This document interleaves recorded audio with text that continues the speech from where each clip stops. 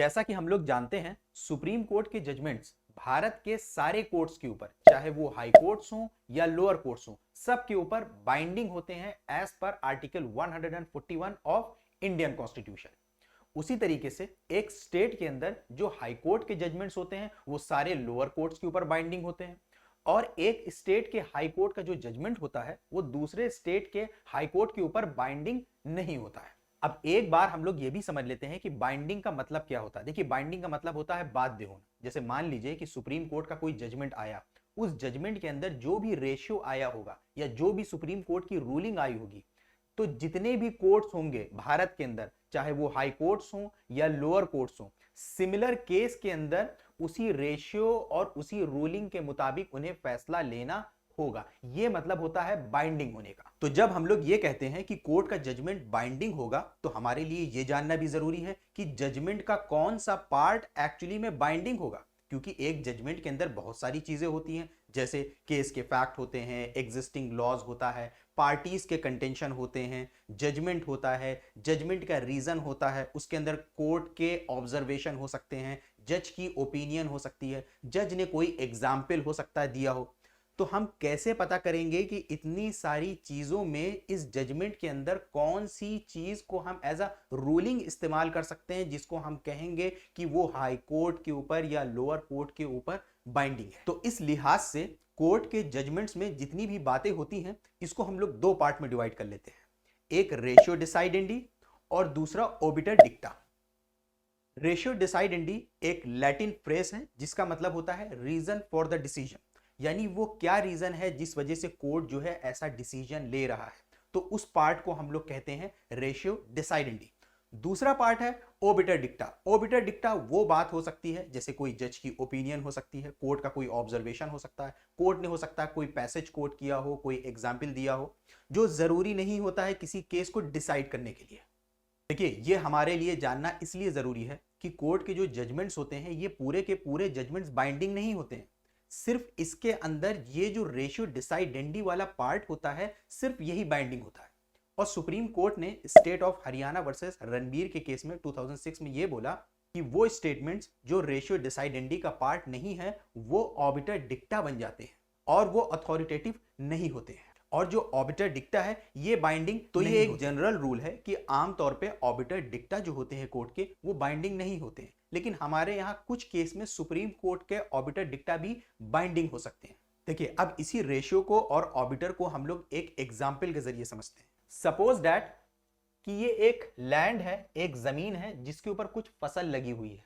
इस जमीन का जो मालिक है वो मिस्टर एक्स है। यहाँ पे एक इंसान है जो मिस्टर जेड है और इन्होंने पाला हुआ है वुल्फ को, भेड़िए को। तो इनका एक पालतू भेड़िया है।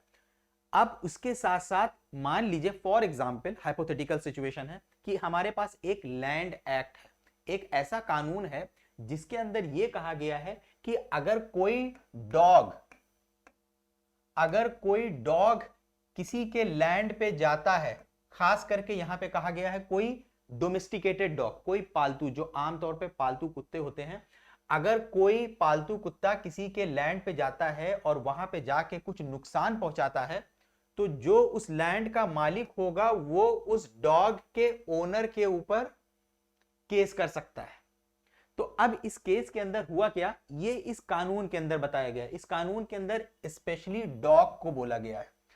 ठीक है, अब हुआ क्या कि ये आदमी जो है एक वुल्फ को पाले हुआ था, भेड़िए को पाले हुआ था, और ये इस लैंड के पास से जा रहा था और इसने क्या करा कि अपने वुल्फ को इस लैंड की तरफ भेज दिया। ये भेड़िया इस लैंड पे गया और उसने जाके इस लैंड में कुछ नुकसान पहुंचा दिया। तो ये जो ओनर था, इस ओनर ने इस जेड के अगेंस्ट जो है केस कर दिया। अब जब इस ओनर ने जेड के अगेंस्ट केस कर दिया तो इस केस के अंदर कुछ फैक्ट जो प्रूफ हो गए वो क्या क्या है। अब देखिए कि पहला फैक्ट ये प्रूफ हो गया कि ये जो एक्स है यही ओनर है इस लैंड के। हालांकि इसके साथ साथ एक्स ने अपने इस लैंड को कुछ टाइम पहले मॉर्गेज पे एक बैंक को दिया था। मॉर्गेज में यानी अपने लैंड को गिरवी रखे उससे कुछ पैसा लिया था। हालांकि वो मॉर्गेज बाद में डिस्चार्ज भी हो गई थी, यानी इन्होंने पैसा रिटर्न करके इनका लैंड जो है क्लियर हो गया था। कि ये चीज इसमें प्रूफ हो गई इस केस के अंदर कि इस लैंड के मालिक जो है वो मिस्टर एक्स है। ये भी प्रूफ हो गया कि वुल्फ जो है इनके लैंड पे गया था और उस पे जाके उसने नुकसान पहुंचाया। तीसरी चीज जो इस केस के अंदर प्रूफ हुई वो ये कि वुल्फ जो है जूलॉजिकल पर्सपेक्टिव के हिसाब से ये डॉग की ही फैमिली में आता है। तो देखिए अब इस केस के अंदर इशू क्या निकल के आया कि सबसे पहला इशू ये निकल के आया कि इनका जो पालतू भेड़िया था, अब इस कानून के अंदर लिखा हुआ है कि किसी का पालतू कुत्ता किसी के लैंड पे जाता है तो उसका मालिक केस कर सकता है। अब यहां पे तो पालतू भेड़िया गया है, क्या इस भेड़िए को कुत्ते के अंदर इंक्लूड किया जा सकता है? तो कोर्ट ने इस इशू के लिए यह कहा कि क्योंकि इस एक्ट में खुले तौर पे डोमेस्टिकेटेड डॉग की बात करी गई है तो वुल्फ को हम इसमें इंक्लूड नहीं करेंगे। इसका मतलब जो प्लेंटिफ था, प्लेंटिफ का जो क्लेम था जेड के अगेंस्ट वो फेल हो जाएगा। दूसरी चीज कोर्ट ने इसके अंदर क्या पाई, कोर्ट ने ये फाइंडिंग पाई, कोर्ट ने ये कहा कि मिस्टर एक्स ने अगर अपने मॉर्गेज को डिस्चार्ज ना भी किया होता, जैसा हमने आपको बताया था कि मिस्टर एक्स का ये लैंड है, मिस्टर एक्स ने इसको मॉर्गेज किया था लेकिन बाद में मॉर्गेज को डिस्चार्ज कर दिया था, तो कोर्ट ने ये कहा कि अगर मिस्टर एक्स ने अपने मॉर्गेज को डिस्चार्ज ना भी किया होता तो भी ये अपने नाम से केस कर सकते थे जेड के अगेंस्ट, और वहां पे बैंक का इनके साथ पार्टी बनना या को प्लेंटिव बनना जरूरी नहीं था। अब अगर हम लोग गौर करें तो इस केस के अंदर कोर्ट के दो अहम स्टेटमेंट थे, एक ये कि डॉग के अंदर वुल्फ को नहीं इंक्लूड किया कोर्ट ने, और दूसरा जो कोर्ट का स्टेटमेंट था जिसमें कोर्ट ने ये कहा कि एक्स जो है वो केस कर सकता था अगर वो मॉर्गेज ना भी डिस्चार्ज करता। तो अब इस केस के अंदर जो कोर्ट ने ये कहा कि वो डॉग के अंदर वुल्फ को इंक्लूड नहीं करेगा, ये बनता है हमारा रेशियो डिसाइडेंडी। तो मान लीजिए कि अगर सुप्रीम कोर्ट से ये जजमेंट आता है तो ये जो रेशियो डिसाइडेंडी है कि डॉग के अंदर वुल्फ को इंक्लूड नहीं करेंगे, ये भारत के सारे कोर्ट्स के ऊपर, चाहे वो हाई कोर्ट्स हो या लोअर कोर्ट्स हो, उन पे हमेशा बाइंडिंग होगा। और जो ये बात बोली, जो ये ऑब्जर्वेशन था कोर्ट का, ये हो गया ऑबिटर डिक्टा, जो लैंड के मॉर्गेज को डिस्चार्ज को लेके बोली थी कोर्ट ने, ये हो गया ऑबिटर डिक्टा, और एज अ जनरल रूल ये बाइंडिंग नहीं होता है।